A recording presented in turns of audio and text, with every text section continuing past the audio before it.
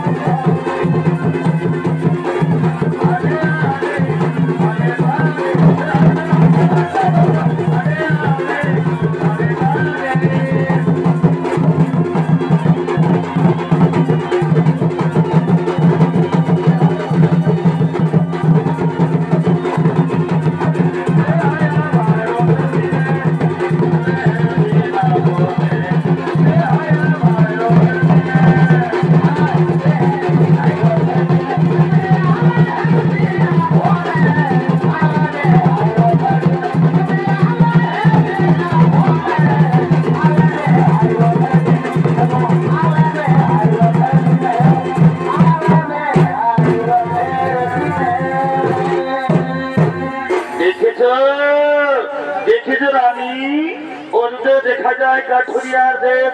চলো রানী, ওই কাঠুরিয়ার দেশে আমরা আশ্রয় নেব। কাঠুরি ভাই,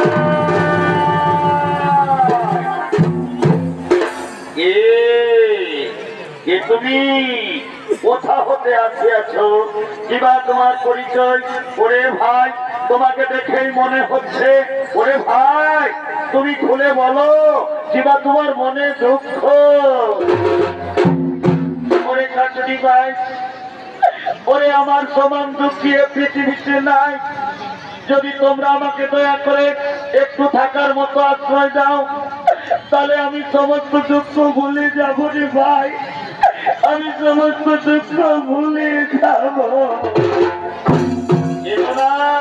চিন্তা করো না, অবশ্যই আমরা তোমাকে থাকার জন্য আশ্রয় দান করব। তবে শোনো ভাই, আমরা গরিব মানুষ, আমরা প্রতিদিন বনে যাই, বন থেকে কাঠ এনে বাজারে বিক্রি করে আমাদের পরিবার আমরা ভরণ পোষণ করি। তোমার পরিবার তোমাকে নিজেকেই ভরণ পোষণ করতে হবে। তাহলে কাজ করো, তুমি তোমার স্ত্রীকে আমাদের স্ত্রীর সঙ্গে ছেড়ে দাও এবং আমরা এখনই চলো বনে যাই। হ্যাঁ হ্যাঁ, ঠিক বলেছ। চিন্তা রে, তুই এদের সঙ্গে থাক, আমি এখনই আসবো।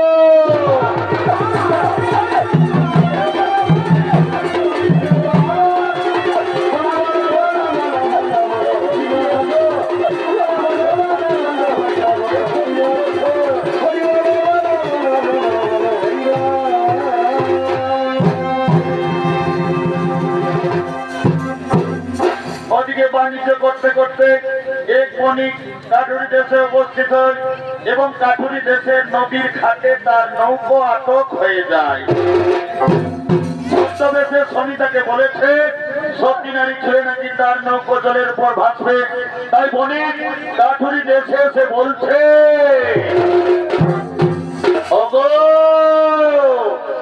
ওগো কাঠুরি বোন, দেখছো না কাল সন্ধ্যা থেকে তোমাদের নদীর ঘাটে আমার নৌকো আটক হয়ে রয়েছে। আমি শুনেছি সত্যি নারী ছেলে নাকি আমার নৌকো জলের উপর ভাসবে। চলো না, চলো না, দয়া করে আমার নৌকো একটু ছুঁয়ে দাও। দিদি দিদি, সত্যি দিদি, আজকে আমাদের পরীক্ষার্থী, আমরা পরীক্ষা করে দেখবো আমরা সত্যি কিনা, আমাদের স্রোতের নৌকো ভাসে কিনা। হ্যাঁ হ্যাঁ মালতী, ঠিক বলেছিস। যা যা, তুই প্রথমে পরীক্ষা করে দেখবি। যা যা মালতী, যা, তুই প্রথমে পরীক্ষা করে দেখবি। যা আমার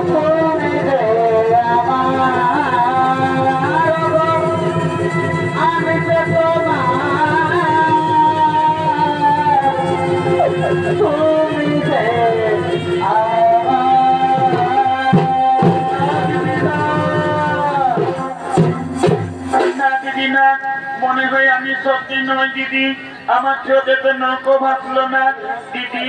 দিদি এখন আমরা কি করবো দিদি? ওরে বোন তুই জানিস না আমাদের ঘরে আমাদের বড় দিদি রয়েছে, আজ আমরা তাকেই বলে দেখি দিদি দিদি দিদি।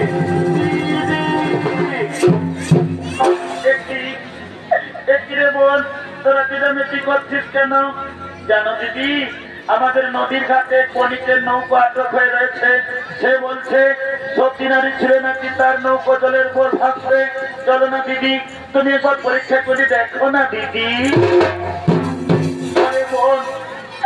এমনিতে আমার কপাল বড় মন্দ, আমি যাব কিন্তু তোরা দুজন আমার সঙ্গে চল না রে বোন, আমাকে বড় ভয় করে, তোরা দুজন আমার সঙ্গে চল।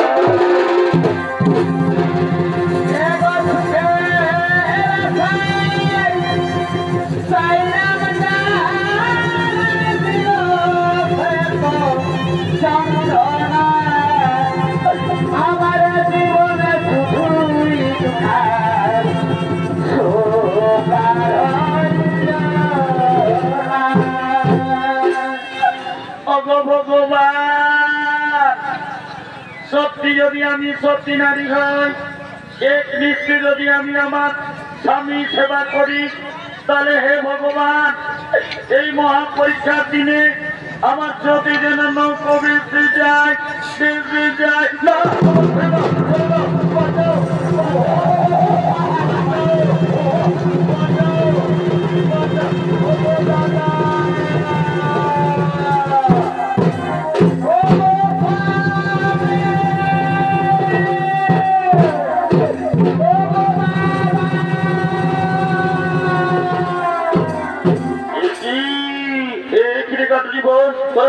করছিস কেন? তোদেরকে দেখছি। ওরে বোন আমি যে বনে যাওয়ার সময় আমি আমার চিন্তাকে তোদের কাছেই ছেড়েছিলাম, আমি যে আমার চিন্তাকে দেখতে পাচ্ছি না। ওরে বোন তোরা বলে দে না, তোরা বলে দে নাই আমার চিন্তা কোথায়? দাদা দাদা গো কি আর বলে দিব দাদা, এক বণিক সদাগর এসে ছল করে আমাদের চিন্তা দিদিকে হরণ করে।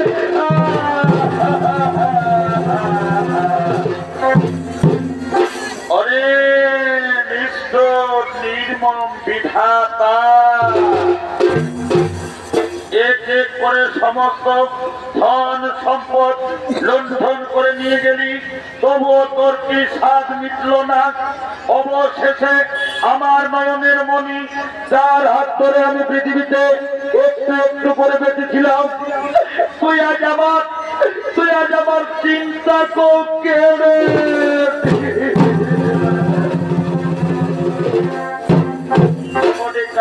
ভাই, আমার কপালে আর কোনদিন সুখ হইবে না। এবার যেদিকে যাবে আমার দুটা নজর, আমি সেই দিকে চলে যাব, আমি সেই দিকে দাদা না দাদা না, আমরা দুঃখের দিনে তোমাকে একলা ছেড়ে দেবো না দাদা, আমরা তোমার সঙ্গে যাব দাদা, আমরা তোমার সঙ্গে যাব।